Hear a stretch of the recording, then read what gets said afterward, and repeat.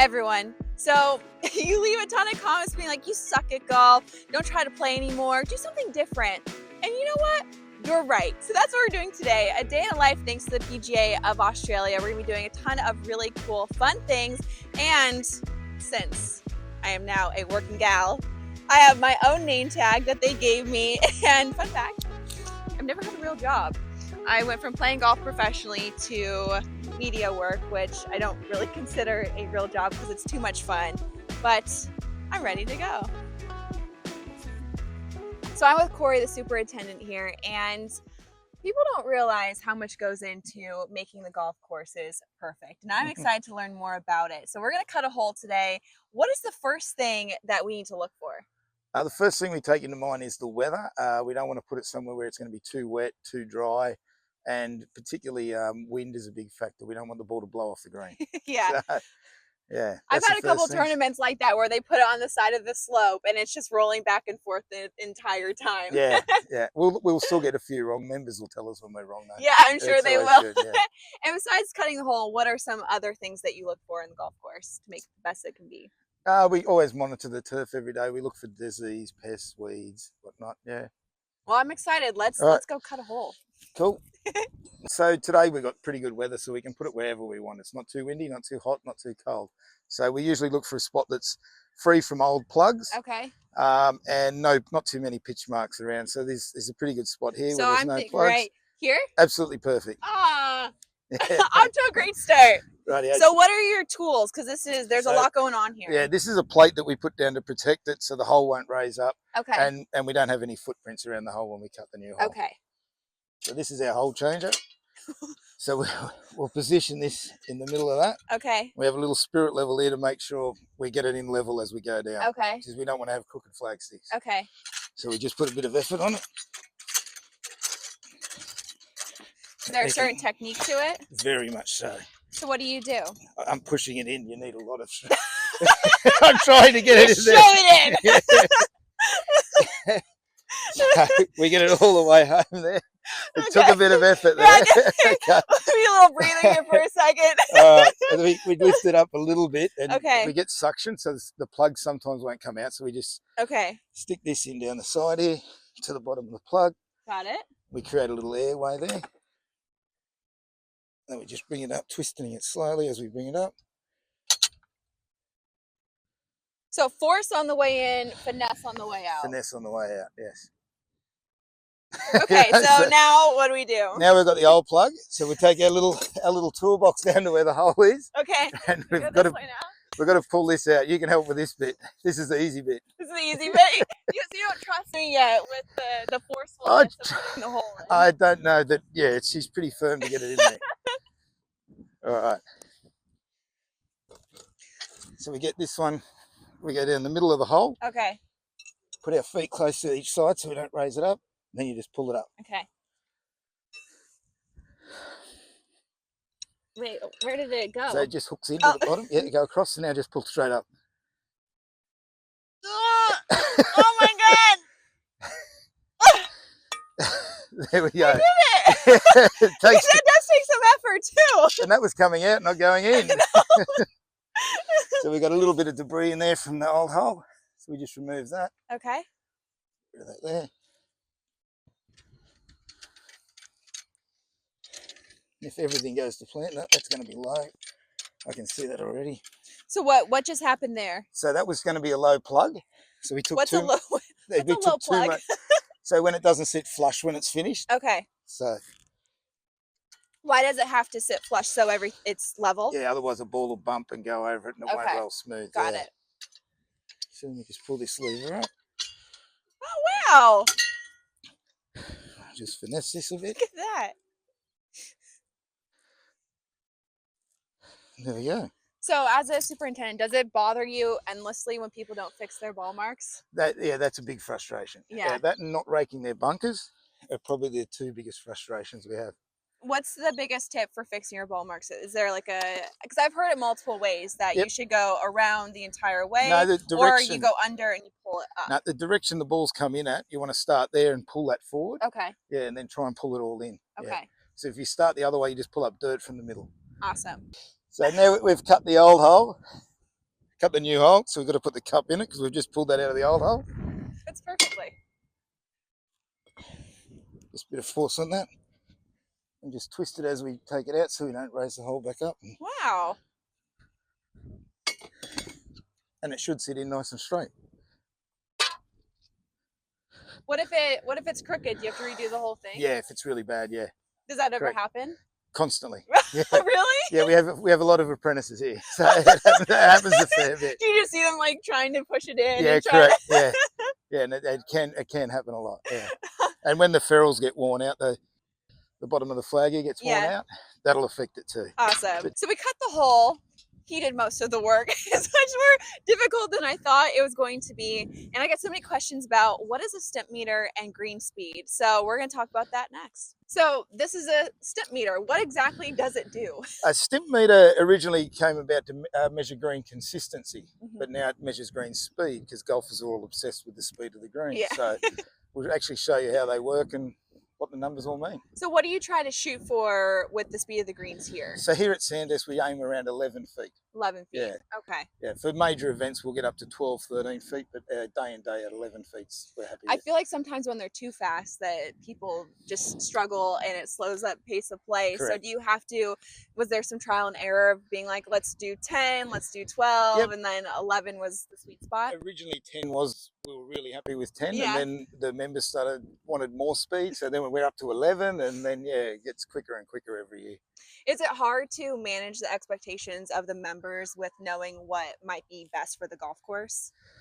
It can be at times, but I've been doing it for 30 years, so you sort of know what it should be. Like Ladies' Day, we try not to typically have the greens as quick as some of the men's events because the ladies like them a little bit slower, so we sort of try and manage it that way. So it's personal preference. Correct. Yeah. Yeah. Okay, let's work this thing. All right, so first thing we need to do, we need to try and find a flat area of the green because we go two different directions. Okay. So if you want to find what you think's a flat area. This looks pretty flat this way to me. Yep. We'll get my box out of the way. Right, so we'll go across here. So we do 3 balls one direction and then 3 balls the other way, and then we average the speed. What angle do you hold it at? You go until the ball falls. You just slowly raise it, and then the ball will fall eventually.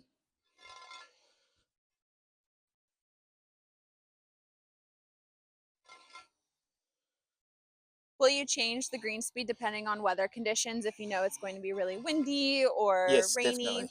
Yep. How hard or easy is it to adjust the green speed? Is it something you can do like overnight, the morning of? You can slow them up a little bit, but it's really hard to go from slow to really fast overnight. If you do, you really risk your job because it usually involves some sort of chemical treatment as well.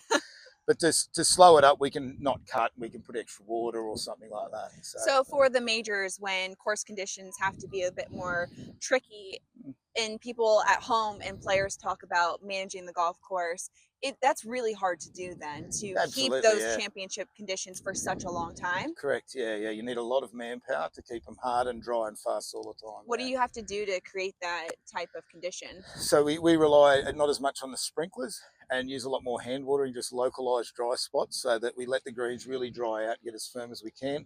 We'll cut and roll daily. It's a very big drain on resources to do that, but we've had Australian PGA events here, and we'll cut and roll every day. If the PGA say if wind is forecast, they'll say maybe just back off on the roller that day and just do a single cut and stuff like that. So we measure it. The wind will have a big effect. The weather plays a big effect in our cultural practices. Nice. Okay, so after we figure this out, can we do some cutting and rolling? Definitely. Okay. So now that we got this, what do we do now? So we measure the distance from the end of the stimp meter here to the middle ball. You want to go take it over to the balls?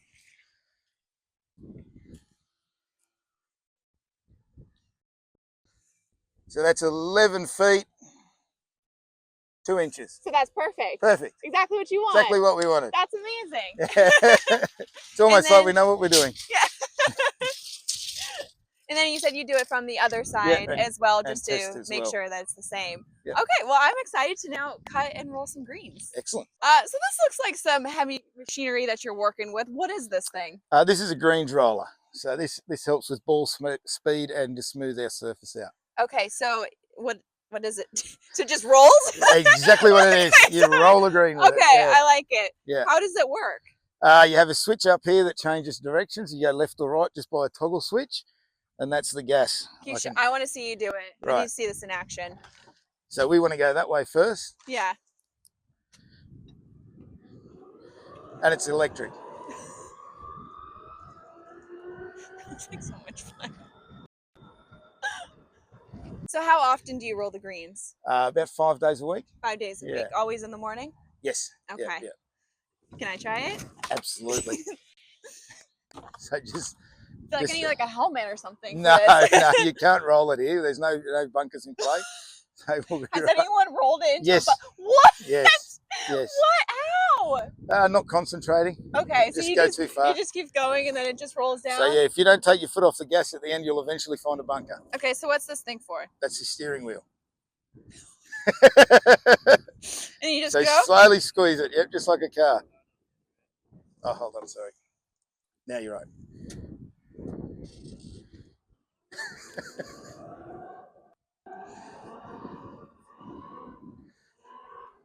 I'm a natural at this. Do I look good? I feel very uncool right now. Now you flick the switch and go the other way. Oh, wait. The steering wheel, I need to work on the steering.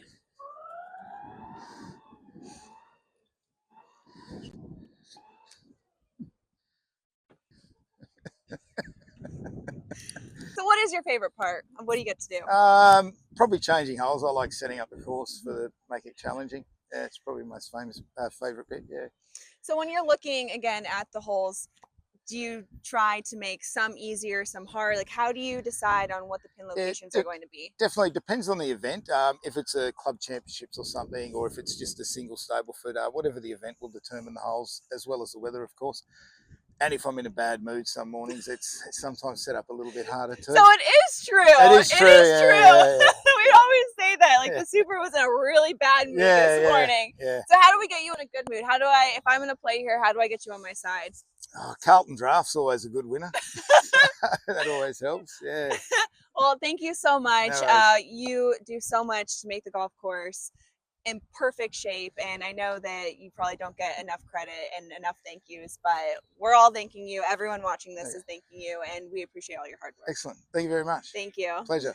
Hi, my name's Nick Belowski. I'm PGA Coaching Programs Manager. I've worked for the PGA for 10 years. Being a great instructor is really difficult, and it's such a challenge. What do you look for when you're trying to teach someone to be a great instructor? What do you think makes a great instructor? Well, firstly, you need to have really good technical knowledge of the sport.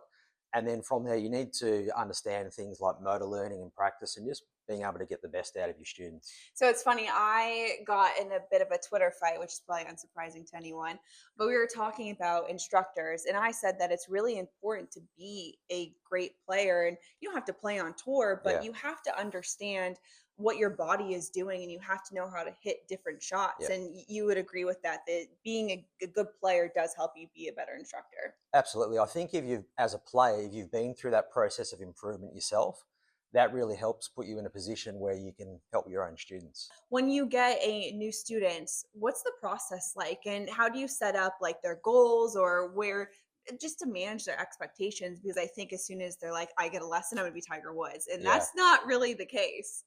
I think the first thing you've got to do is just really understand what the goals of the student are and what they want to actually get out of coaching. From there, you can set up a bit of an action plan for them to work on different areas of their game. What do you recommend when it comes to like lessons, like once a week, once every 2 weeks, maybe once a month? I think it really depends on how much the person can practice. So if somebody can practice very frequently, you might get a lesson once a week. I tend to recommend, though, setting up cycles of, say, 1 month where somebody will get a lesson, work on their golf game for a month, and then come back and get a checkup, and you just keep going through that process. Yeah, I think that we need to just put this into action. What do you think about that? Absolutely. We've got a student for you ready to go.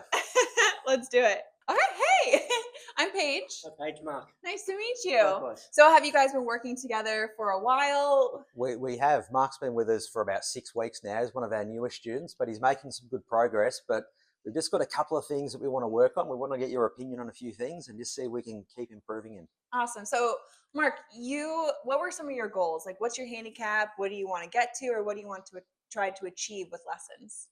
My handicap's 10. He's a good player. I wouldn't say that. But, I think it's just an opportunity to come here and just do a block training. Yeah. For me, not so much like a weekly check-in with the coach, and just a great opportunity to go, because the program I'm on doing is called Train Like a Tour Pro. So it's just really taking the lessons to a whole nother level. There's a lot of statistics gathering that helps us understand that.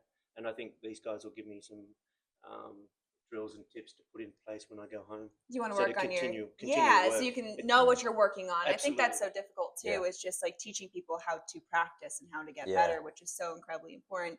Is it your driver? Is it your iron, short game? What do you want to try to improve? Well, obviously, like most people, I want more length, more distance. But I think with the statistics, it's really, in coming down here, it's really giving me a focus on what is needed. Like at the moment, my short game, my putting, I'm losing strokes inside 125 meters. Really need to work on that. So, I mean, as much as I can try and improve my swing, a lot of these things I can do without that improvement. Yeah. So it's really finding,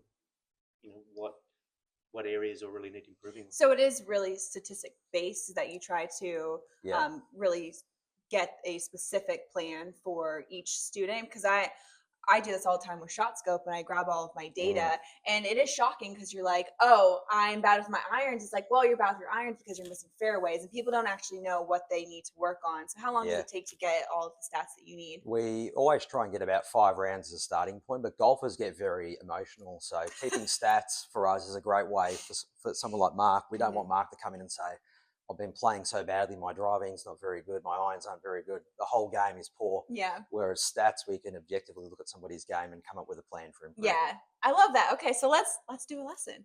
So when we first start a lesson, what do you do first? Well, first of all, someone's going to come in. We just want them to hit some balls so we can actually see a bit of a pattern. So, Mark, why don't you hit 5 shots for us just so we can see what the ball's doing? Oh, nice swing. Nice compact swing. Nice. So you can probably hear with the strikes, they're a little bit behind the ball. Yeah. It's not a pure strike. So we'll go through one of the drills that we've been doing, Mark. So if you can just set up to the ball for me. So Mark's just been making contact with the ground is back here a little bit too much and then hitting the ball. So first of all, is really just giving Mark that understanding of he needs to hit the ball first, and the low point of the swing is actually going to be up ahead of where the ball is. So one thing that we do, Mark, take your setup, please. He puts the club in there. Just pressure my foot with your body.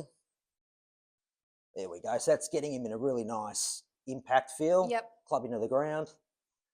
And then he'll just have a couple little practice swings, just noticing where the divot is on the ground. Just hit the ground there, Mark. That was behind it. It was better. I tell people do that all the time, especially when they're chipping, and you have to be able to consistently hit the ground in a practice swing. Yeah. And most people can't do it. That's right. Yeah. And you saw it there. First one was a little behind it. And so if you can do it, you can't do it in a practice swing, you're not going to be able to do it. And so doing those practice swings and being able to consistently hit the ground in the same spot is so incredibly important. And it's such an easy thing that you can do. You can do it at home on your carpet. You can do it outside. Like, you don't even need to go to a golf course to be able to find the ground consistently. Absolutely. If you want to be able to control the ball, you've got to be able to control where the club's actually hitting the ball to start with. Yeah. So it's such an important drill. We do it a lot. So let's go a couple more drills, and then we'll hit one with that feel and that concept. That was a good one. That was a good one. Yeah. We're getting a nice sound. The club's actually hitting the ground. Yeah, you can. Better. That was a little better, yeah. We're looking out for that noise, so we're noticing the club there was actually hitting the ball first rather than the ground and then the ball. Yeah.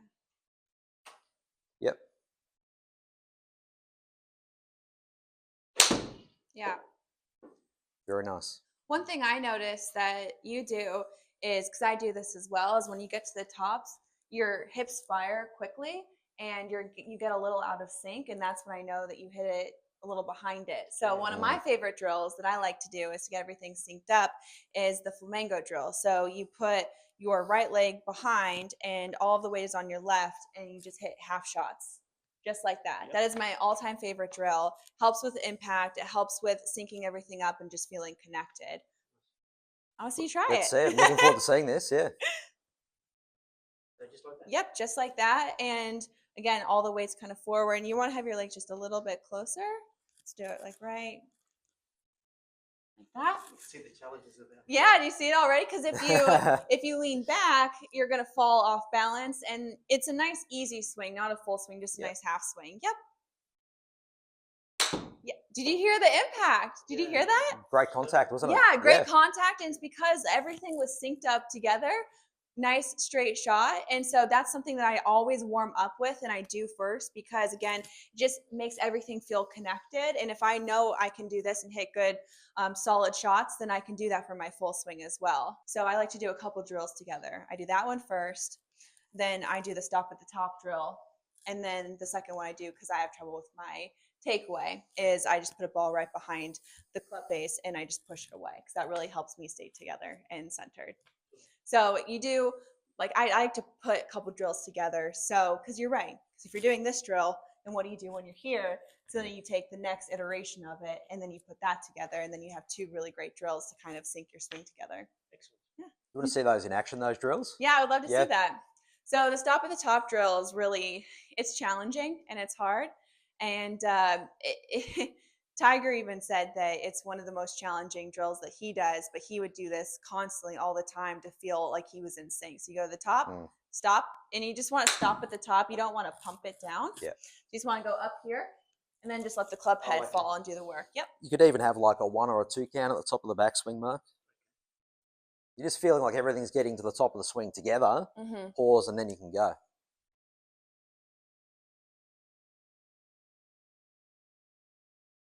Yes. Nice. Feel that now? And so if you do that first one with this one, it just really helps sync everything up and then helps with impact as well. So we wrapped the lesson up. How do you think I did as a golf instructor? I thought you were great. Mark had some really clear questions and you were able to give him a couple of good drills to take away. I think we're going to put those into our practice. When you're looking for a golf instructor, what do you look for? I think, I mean, it's great to have a rapport. Yeah. But I mean, obviously that doesn't happen straight away. But I think, like, it's patience. Like, you've really got to have some patience. Like, and try a few different things that don't work. If things don't work, okay, well, we'll try something else. And be willing to try. Like, the definition of insanity, doing the same thing, expecting a different result. Like, you know, you can keep telling me the same thing and you can tell it to me louder and clearer, and I'm still not going to get it. So it just depends on how they want to approach it. Well, thank you so much to both of Thank you. you. And I'm really excited to come back again and see your golf journey that you're playing like a pro. Thank you. Hey, it's Paige. And I'm Jeff Stewart. I'm the General Manager of Membership and Education of the PGA of Australia. So tell me a little bit about your role and what you do to grow the game of golf. Sure. Our team manages all the vocational professionals, all the club professionals in Australia. And so our main focus is to give our PGA members all the tools and expertise and education they need to be great club pros to help golfers enjoy the game more on a day-to-day basis. What does that program look like and how is it different than the program in the States? So the main program we have is the Membership Pathway Program. So it's a 3-year program to become a PGA of Australia member. And then after graduation, they join a continuing education program. Both of those programs focus on their competencies as golf professionals in a range of areas, from coaching to game development, small business and management. But one of the key differences is we have a really strong focus on playing as a key competency with the PGA of Australia, which then is a really solid foundation and builds a really strong passion for the sport that we can then build on that competency further. How so? Do you give lessons yourself? Do they have to have a playing experience to be able to be into the program, or is there like a playing test that they have to complete? Yeah, so there's a playing test to enter the program, and then there's a really strong PGA playing standard during the program, over 20 rounds with a specific scoring average to exit the program. But importantly, that playing standard is a really strong way of validating their knowledge of the sport, their passion for the sport, their expertise in the sport. And then you can build other competencies, whether it be golf business, golf coaching, golf development on top of that that original playing standard that we use. I've talked about this on Twitter, and I got a bit of heat for it, but I feel that you do need to be a good player to understand the game and to teach other players. What level do you think is appropriate? Because you don't have to be a tour player or number one in the world to be a great instructor. We've actually seen great instructors not be professional golfers. What level is kind of the sweet spot? Yeah, it's a great question, and it's a debate that'll be never ending about where's that level that is just right for a playing ability where you should be a professional coach versus, hey, maybe you shouldn't be. Our playing standard is around +5. So let's talk about the concept of maybe if you're shooting around 75, 76 on a very consistent basis, we feel that's enough to prove your competency to then be a good coach. And then above that, it starts being a pretty strong debate about where's the line in the sand. So you're right. Tough question to answer, but there certainly is a debate around where that should be. And we've landed around, for males, it's 4.75 over par in Australia, and for females, it's 6.75 over par as a scoring average. Well, because it's not like they have all this time in the world to be able to practice while going through the program. Do you feel that it's a bit too broad and that there should be maybe a rehaul of the program and they can focus in on more specific areas of the game? Because like you said, you cover everything, and of course that's great, but if you want to go more into teaching, do you think it's important to be able to know about calligraphy and how to run a golf tournament and all of those other extras that come into being a PGA professional? Because again, people don't realize, one, the difference between a PGA touring player and a PGA professional, and also all of the obligations that you have to go through to become one. Sure. So we've structured our program up so the first 2 years of the program are what we call core competencies of being a PGA member. We have these 100 defined competencies that really define a general PGA member, but in year 3 of our program, they specialise. So they can choose they can choose coaching as a specialisation, small business, game development management, or playing. So they can actually focus on playing in the 3rd year, because we still have a strong, out of our membership pathway program, we still create strong players in Australia. There's a Q school, but there's also the membership pathway program. So playing professionally. Sure. Wow. So we permit our 3rd year associates in our program to choose a specialisation in after they've finished those first 100 core competencies in year 1 and 2. So where do you see people leaning towards most now? Most tend to lean towards coaching, as it's just sort of at that age of most of our associates, that's sort of their favourite thing, and it's the one that's pretty much the closest aligned to playing, which they all love doing. But we are also positioning our PGA members as great managers. So that's one of our objectives, is for more PGA professionals to be golf club managers, because we know that having a really strong knowledge and passion for the sport is a great starting point for being a great manager or a great small business owner. And so having that passion in particular means that their decision making will be in the best interest of the sport or the best interest of the club. I definitely agree with that. Yeah. Well, speaking of coaching, what do you think makes an incredible golf instructor? Because I see it all the time on social media. I actually get a lot of flack myself for, I mean, I did play at a high level and I've done coaching, but still people are like, what are you saying? How do you know what you're talking about? All of these things. What do you think makes a good golf instructor? And do you think you have to go through the program to be qualified? Well, in Australia you do. So in Australia you have to be a PGA of Australia member to be a professional golf coach in Australia. So that's recognised within the sport. It's quite different than in the States. So we're fortunate that structure is in place. In terms of the question of what makes a great coach, for example, in golf or in any sport, it's a range of factors, as you would acknowledge. But great knowledge of the sport, so great broad knowledge of the sport, and we use playing and some other things to validate that. Then great technical knowledge of how the sport is played in terms of technically the swing, short game, etc. And then on top of that is understanding and motor learning, great communication skills, being able to build a rapport with students, even knowledge of technology, their ability to actually use technology as well. It's quite a broad range of skills that make a great coach. And I'd suggest that that's the case with all great coaches in all sports. And golf is no different to others, other than there's sort of always that debate around, as you talked about, playing standard. What's the right playing standard? Which is certainly doesn't really come up in other sports quite as often as it seems to with golf. So you're highly integrated into the golf world and you touch so many different areas of the game. Are you happy with where golf is right now, and are there any changes that you would like to see? Yeah, golf is super healthy. Globally, we attend meetings with other PGAs and everyone's comfortable where it's at today. Not saying that we're comfortable with where we're going to get complacent, etc. However, we're comfortable where it's at, which is sort of COVID induced. Maybe people are switching off from social media and saying, hey, I need some time away. I've always had the view that at some stage people are going to react to technology and actually start looking for things like golf more. So the sport's in good shape. In terms of taking it to another level, I think the concept of all golf is what the sport needs to embrace. And someone who's a member of a club is a golfer, someone who's not a member of a club is a golfer, someone who just goes to the driving range is a golfer, someone who just goes to simulator golf is a golfer, mini putts are golfers, and we need to accept that. And the industry needs to embrace all of them and not attempt to make everyone a member of a club. I'm not trying to keep pushing people towards membership as some end game. Everyone should be embraced by the industry, embraced by the sport, regardless of how they interact with the sport, and not try and shift them along some sort of paradigm towards some sort of spectrum, towards membership. All golfers are golfers. Nothing wrong with that at all. Is that a conversation that you have with new people joining the PGA program? Yes, very much so. So we're integrated into the program now is the concept of, 20, 30, 40 years ago, the sport viewed only those who were club members as golfers. Yeah. And we want our future PGA professionals to just embrace everyone. Kids at school, just delivering in schools, simulators, like I said earlier, and mini golf, they're all golfers. Yeah. Who cares how they engage with the sport? So Jeff, I get a ton of questions from parents talking about how to get their juniors into the game of golf.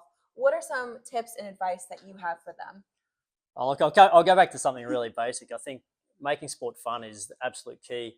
Even if you go from professional athletes in all sports all the way down to kids, the common denominator is they all have fun. So importantly, if you want your kids to get into any sport, whether it's golf or otherwise, making sure the experience is fun, whether it's playing, practice with their coach, every touch point needs to be enjoyable and fun and satisfying for kids to stay engaged with that particular sport and then have success in terms of performance. Yeah.